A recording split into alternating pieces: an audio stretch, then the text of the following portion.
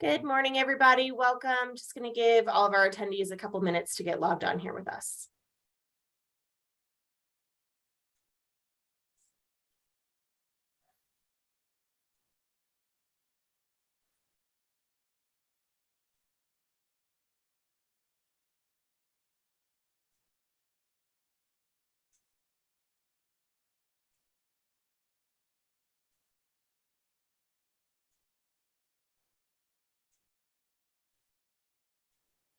Good morning, everybody. Thanks for joining us. I'm just going to give our attendees another probably 30 seconds to a minute to get logged on with us.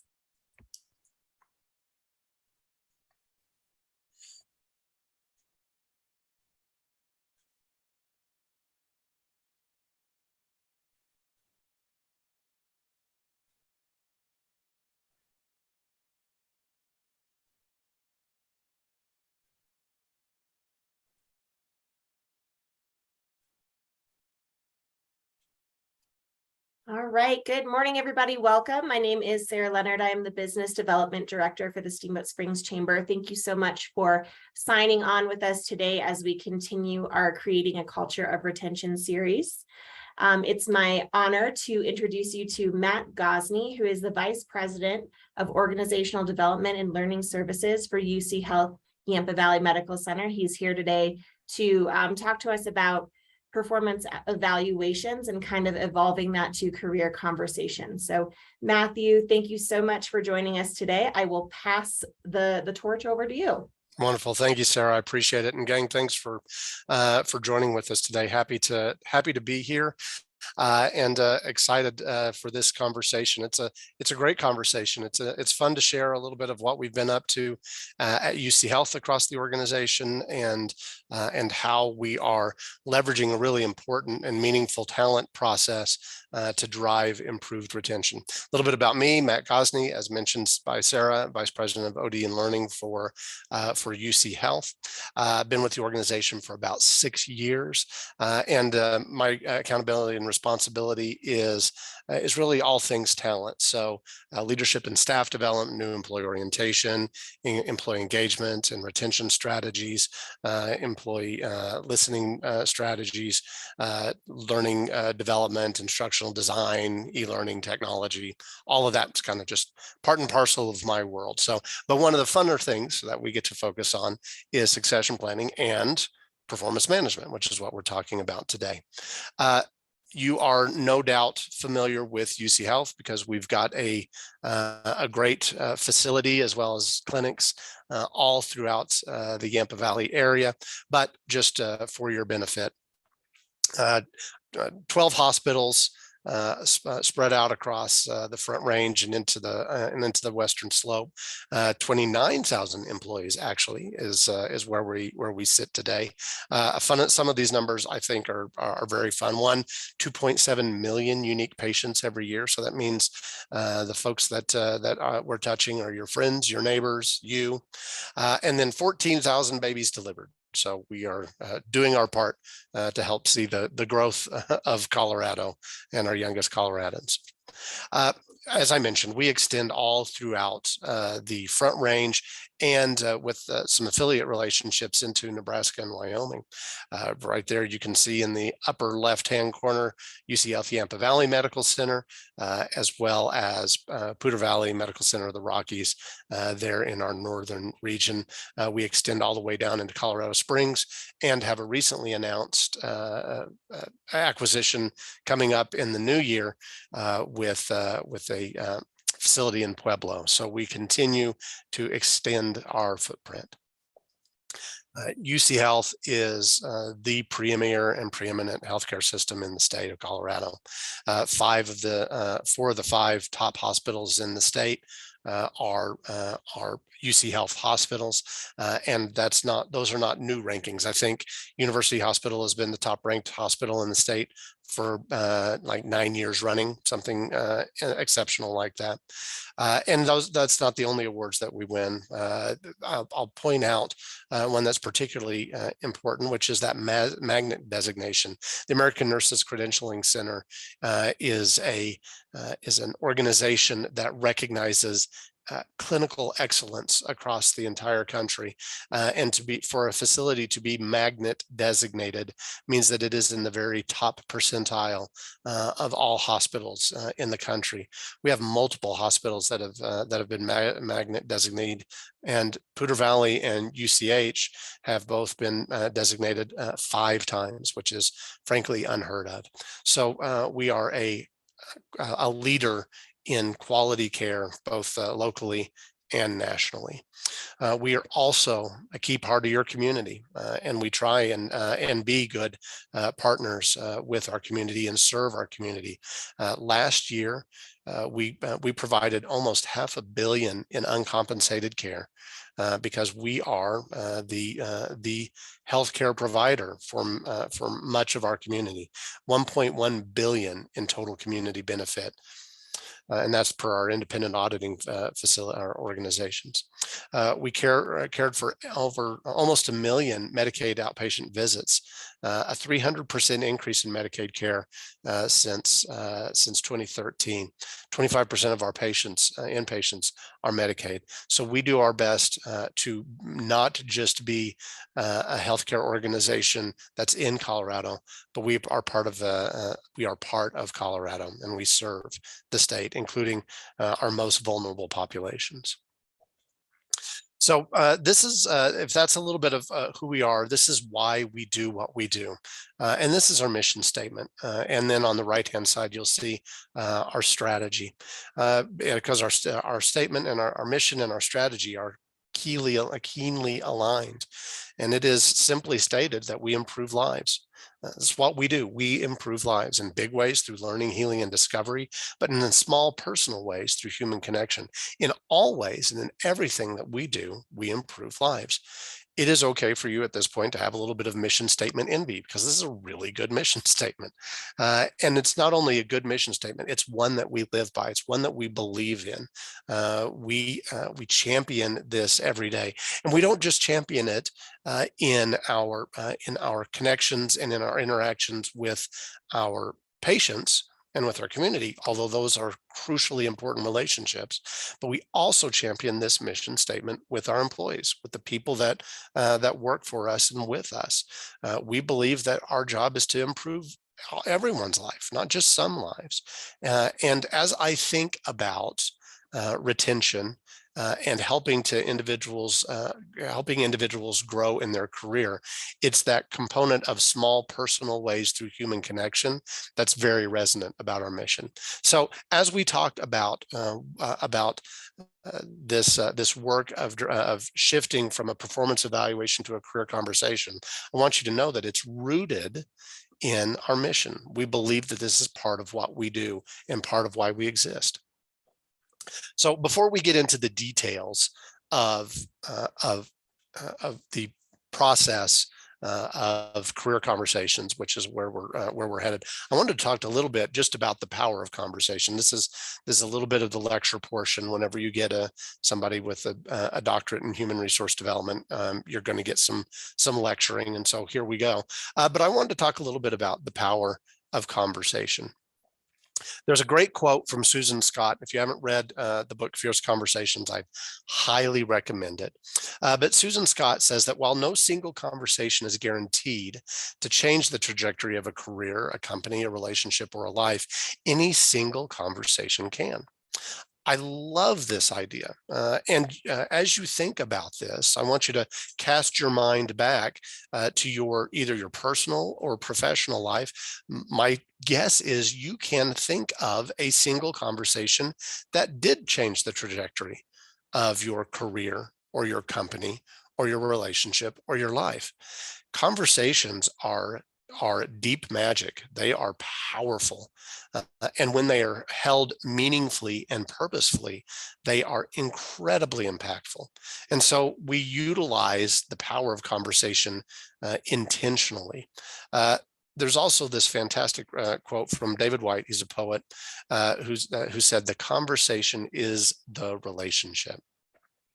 In fact, he talks a little bit about the newly married couple and their challenges in navigating their new life together, and perhaps one spouse becomes fatigued about the constant dialogue about the relationship and needing to define the relationship every evening as they come home from work. And what that individual will discover, if they are wise and if they are aware, is that conversation about the relationship is the relationship. Conversation is relationship, and what that means is that when conversation stops, then relationship stops. And when conversation is rich, then the relationship is rich. But the conversation is the structure and the building blocks of relationship.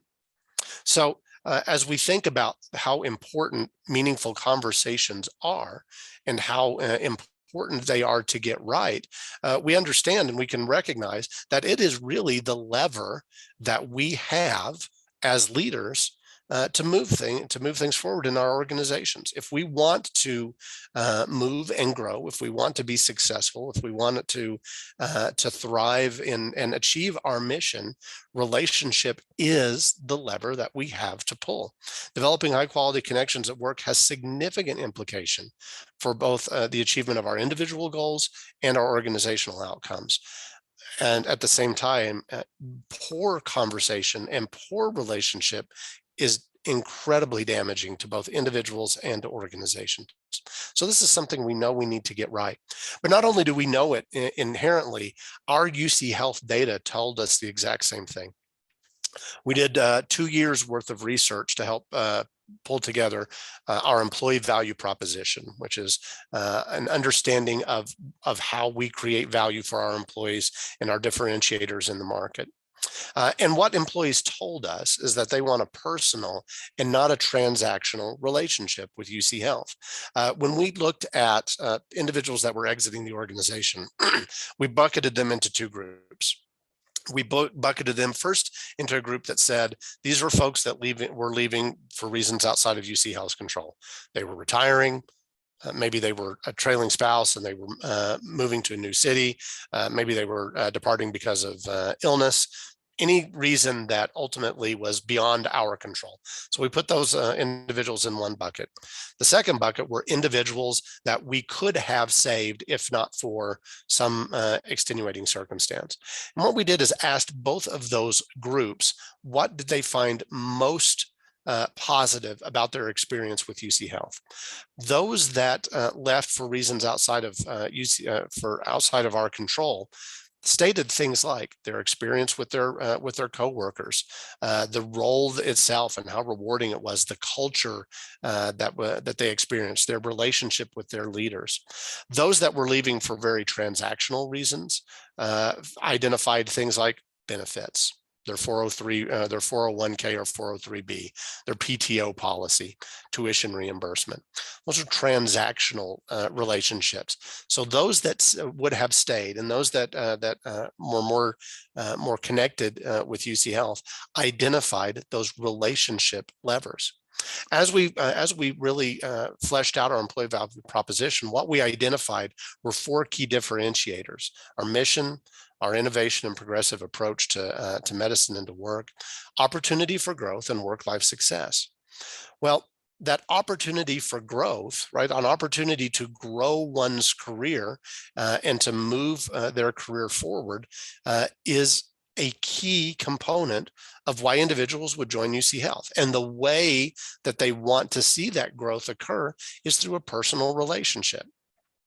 When you took a look at what our employees were looking for and what was actually going to differentiate us in the market, it was very obvious that our existing performance management process was actively eroding our employee value proposition. In other words, the experience that they were having going through the our performance management process was transactional and not relational. It was not focused on growth. It was focused on evaluation, and that had to change. So as we recognize the power of conversation and the importance of conversation, as we recognize the importance of relationship, and as we did our own research to see how critical it was to get this right for our own employees and their well-being and their intention to stay and intention to join, we knew this is something that we had to fix.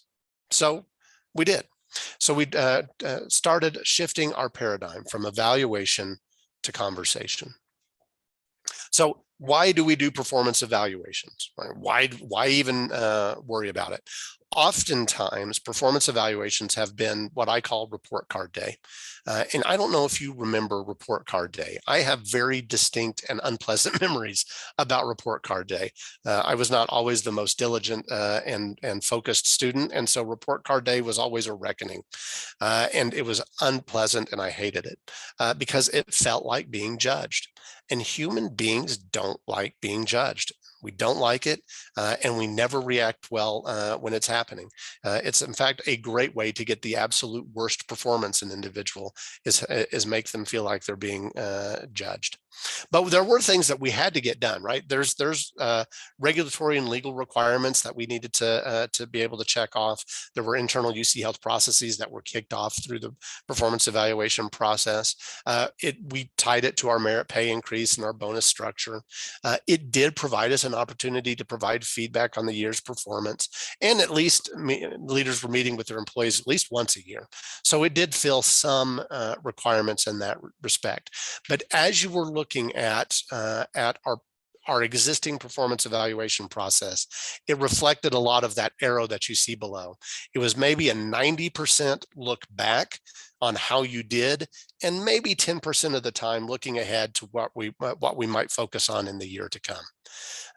The very biggest incrimination of our performance evaluation process is that it didn't improve performance, right? Individuals didn't get better because they participated in the process, but we met our regulatory requirements.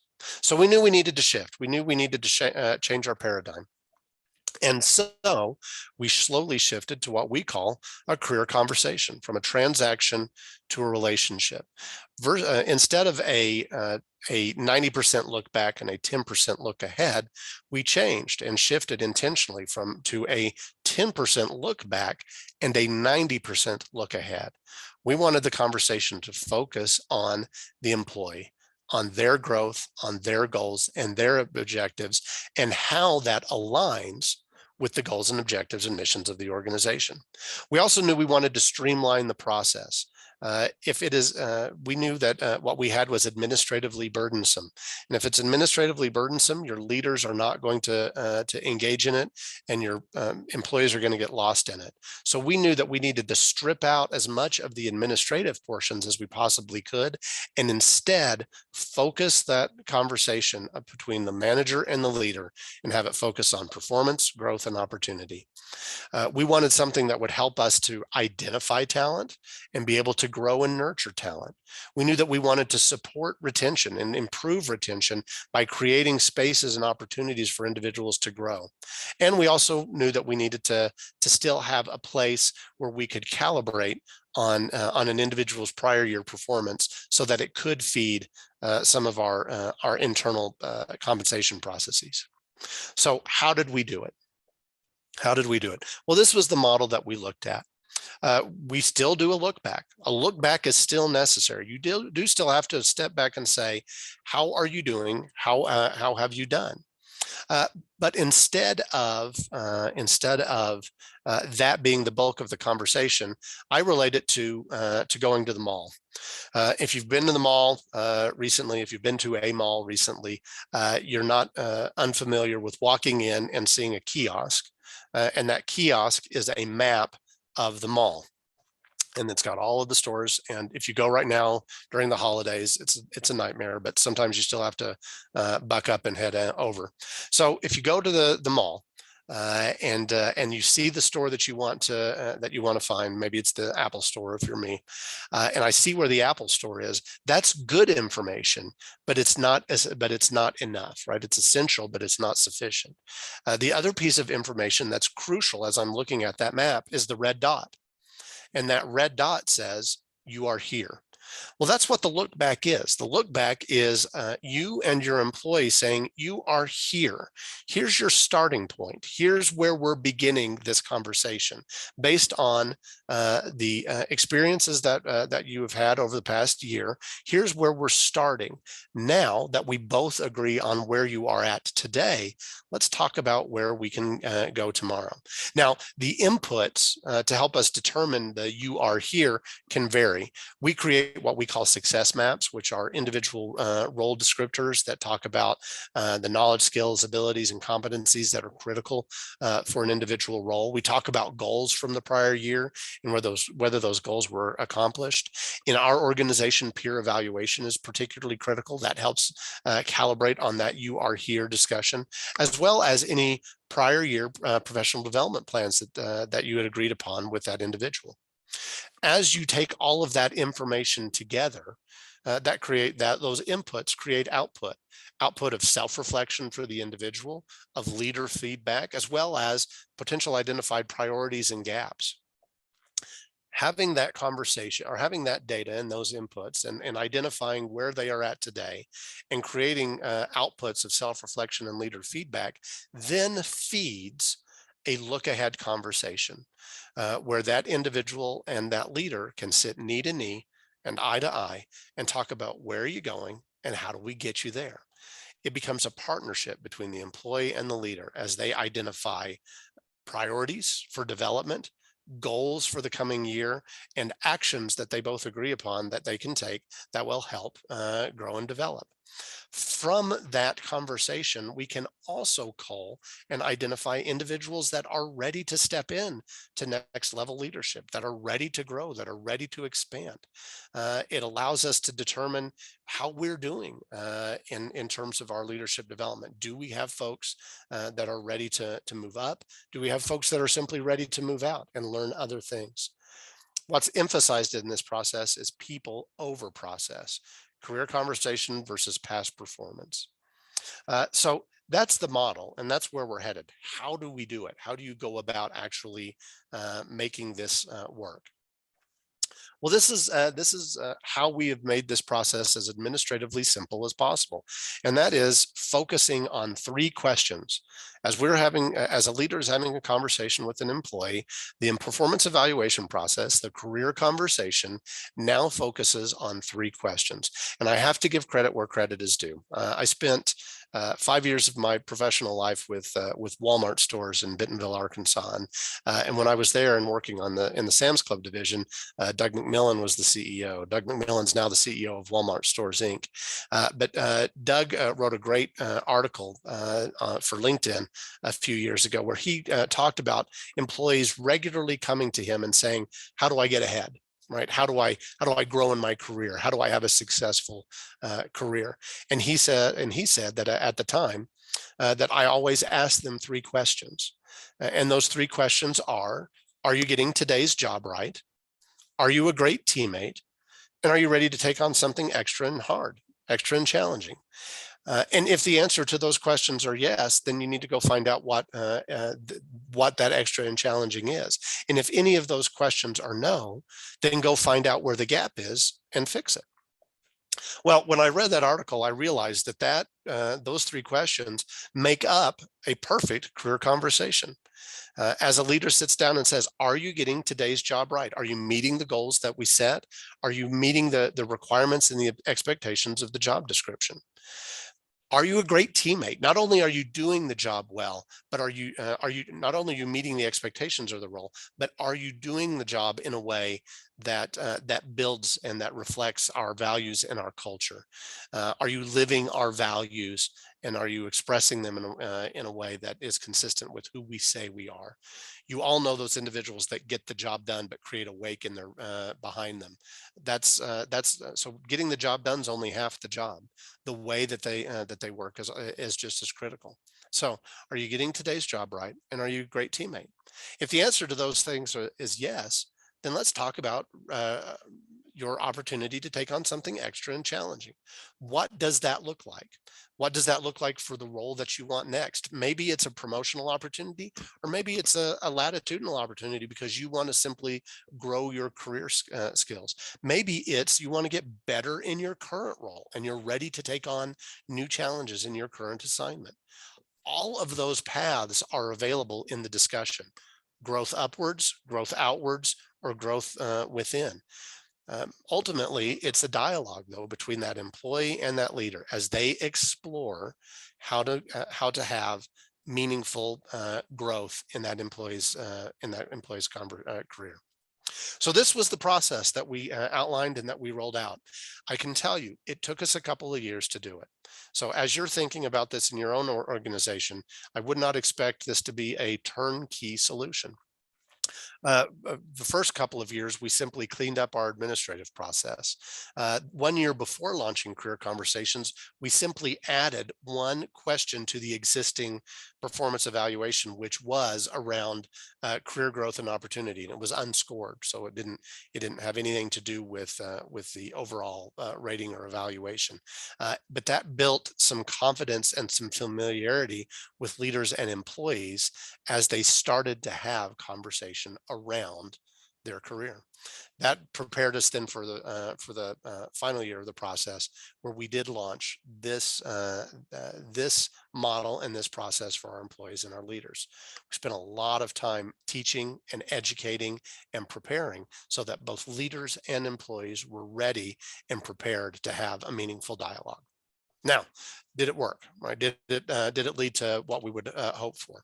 Well, this graph on the left shows those individuals that were interested in excelling in their current role, individuals that were looking for opportunity in different roles, or individuals that were looking for opportunities for promotion. As you can see, about half of our people are very content in simply being great in where they're at, which is great. That's perfect. That's exactly what we want, is for them to be ready to take on something extra and challenging in their current role. That can mean a lot of different things. It can mean taking on more of a training and leadership role as new individuals come on board. It can be expanding their knowledge of technology or process. There's individuals that we're looking, about a quarter that we're looking to explore other opportunities within UC Health. With 29,000 employees and 12 hospitals and hundreds of clinics, we have a lot of opportunity for individuals to step out and try new things. About 20% of our employees do want to move into new roles and promotional roles, and are interested in upward promotion. And that's wonderful too. Now that we know it, then we can start preparing them for it. In our most recent employee engagement survey, we asked two really important questions. One was, do you intend to stay at UC Health for the next 12 months? And second is, are there career opportunities for you at UC Health? You can imagine that these two questions are highly correlated. Individuals that intend to stay are usually the ones that feel like they've got growth and opportunity. That +2 and +13 indicate how high above the national healthcare benchmark we are. You can see that we are above benchmark on individuals that intend to stay at UC Health for the next 12 months. That is crucial. I know it's only 2 percentage points, but 2 percentage points across 29,000 people is enormous. So for us to be able to be above the benchmark for an organization our size is exceptional. And it tells us that our individuals want to stay at UC Health. Well, why do they want to stay at UC Health? We are 13 points above the benchmark for individuals that identify that they have career opportunities here. Career Conversations plays a crucial role in individuals feeling like they have opportunity to grow. So what that tells us is that this process has been fruitful. It's been worthwhile. It's helping to drive a culture of retention with our employees. Now, it's not the only thing that we do. If you only have a career conversation once a year, it's not enough. And so we've helped support our leaders with one additional tool, and that's what we call stay interviews. So after you've had a career conversation, the expectation is that there's follow-up dialogue and follow-up discussion as you plot out your that individual's progress across the year. Those touch bases can be what we call stay interviews. The objective of a stay interview is to prevent exit interviews, right? We want to create dialogue where employees and leaders are heading off challenges and problems at the past. Stay interviews are designed to provide actionable information for leaders. It empowers them to keep their high-performing staff or leaders from leaving. Leaders can find out what motivates their staff to stay or why they might be thinking about leaving while there's still time to do something about it. So what does it look like? We have a number of stay interview questions that we ask every time. One is, when you travel to work each day, what things do you look forward to? What are you learning here? Which is crucial and ties into the conversation that we just had around career conversations. Why do you stay? When was the last time you thought about leaving our team? What prompted it? And then what can I do to make your experience at work better for you? When leaders engage in these questions regularly with their staff, it provides critical data that can help turn the tide from an individual walking out to an individual staying and being committed and giving great effort. So here's what a stay plan looks like. As an individual and an employee sit down, or leader and an employee sit down and have that stay interview, they identify mutually agreed upon objectives. Here's what we're going to work on together. They identify what actions the leader is going to take and what actions the interviewee will take, and they identify follow-up dates for each. This is the exact same process that we follow for career conversations. Career conversations is very focused on growth and development, but ultimately the process is exactly the same. What are we agreeing upon? What am I going to do? What are you going to do? And when are we going to follow up on it? What we utilize with our leaders as they come out of their stay interviews is we create a heat map. So we identify every individual that they interviewed, their performance rating, right? So are they high performers or low performers? And then we ask, we take that data around, when was the last time you thought about leaving our team? If it's been over a year, they're green. If it's been within the last 6 months, 6 to 12 months, they're yellow. If they've thought about leaving within the last 6 months, that's red. As they put all of that data together, it gives them a heat map to identify what is my true risk of an individual leaving, and how do I, and where are those pockets of risk, and how do I address them? We provided an enormous amount of tools and resources for our employees, both on career conversations as well as for our leaders on stay interviews, including toolkits, e-learning courses, Q&A sessions, what we call practice and apply sessions, where leaders can practice this skill with in a safe place, little short on-demand learning bursts that we've created, as well as consultations that we hold with leaders to get them prepared and ready and confident for stay interviews. So what I've talked about today is 3 things. One is the crucial nature of conversation, how important conversation is, and how important relationship is for any organization, but particularly for ours. It's a crucial component of our employee value proposition. We're not going to be successful in our organization unless we're really good at relationship, and unless we're really good at providing growth and development for our employees. We talked about how our performance evaluation process was insufficient, and so how we pivoted from a performance evaluation to a career conversation, one that was focused on 3 questions. Are you getting today's job right? Are you a good teammate? And are you ready to take on something extra and challenging? The final thing that we talked about is stay interviews, which is a great way to continue that conversation into and throughout the year, and then potentially identify other pitfalls and challenges that those employees are facing that might lead them away from the organization. As we've discussed, this is making a difference in our organization. We're not perfect. We've still got a ways to go before we are, but it has been enormously impactful as we've created a culture of retention and a culture of development and a culture of growth. So, gang, with that, I'm going to turn it over to you so that we can ask some questions. I will also say, if there's additional follow-up that you would like, if you'd like to dive in a little bit more deeply or in more detailed fashion, feel free to reach out to me. There's my email address. You can feel free to also connect with me on LinkedIn, and happy to share whatever tools, tips, and resources that we have. So with that, Sarah, I will take a deep breath and see what questions have come through. Wonderful. So we can kind of have people ask questions however they feel comfortable. If you want to raise your hand, if you want to put it in the chat, want to put it in Q&A, I will be looking for all of those things. And Matt, why people are kind of coming up with their questions, I do have one for you. How do you, it seems like you have a lot of experience in having these conversations. So how do you prepare yourself for some of the more uncomfortable ones that you think you're going to be experiencing, the ones that you think might be a little bit more contentious? Yeah, there's nothing worse than not being calibrated on where they're at today, right? When your perception of where somebody is at today versus where their perception, when there's misalignment, right? They think that they're a high performer and you've got evidence to the contrary. I think the key there is to be able to provide concrete examples of where the gaps are. Right. So if the challenge is in are they getting today's job right, and they're not, you need to be able to provide specific examples of ways in which they are not. Right. So the expectation in this role is that you be able to do X or Y. Here are examples of where you were not able to, or where you're not able to consistently or at the level that we need. Right.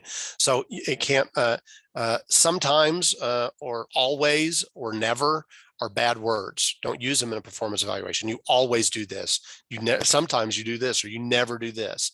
Instead, it needs to be, here are examples of when the behavior or the performance wasn't where it needed to be. It's the same thing to do if they're not being a good teammate, right? If they're consistently showing up late, then you cite examples, right? Over the last 2 months, you've been late 5 times. That takes it out of the accusational and into the objective. These are objective facts that we're dealing with. Or, one of the expectations that we have is around customer service and providing great customer service. Yesterday, I observed that you rolled your eyes and sighed when when a customer came up to the desk and asked for help. Right, giving those types of very concrete examples helps to take it from the subjective to the objective. Awesome, thank you. And then I saw you touched a bit on peer evaluations. Yeah. How do you go about getting those? Yeah, especially on a small team. Sure, and we utilize a system, an electronic system to help deliver those. But ultimately, the process should be exactly the same. Peer evaluations can be onerous if you overdo it, because everybody's evaluating everybody on everything, and that just gets to be a lot. So I wouldn't. I would exercise prudence and caution. Utilize them when it makes the most sense for critical roles. But when you're asking those questions, keep it simple. Right? I would ask: are they getting today's job right? Are they a good teammate? What's one thing that they're doing? What do they do really well? What's one area where that they could improve?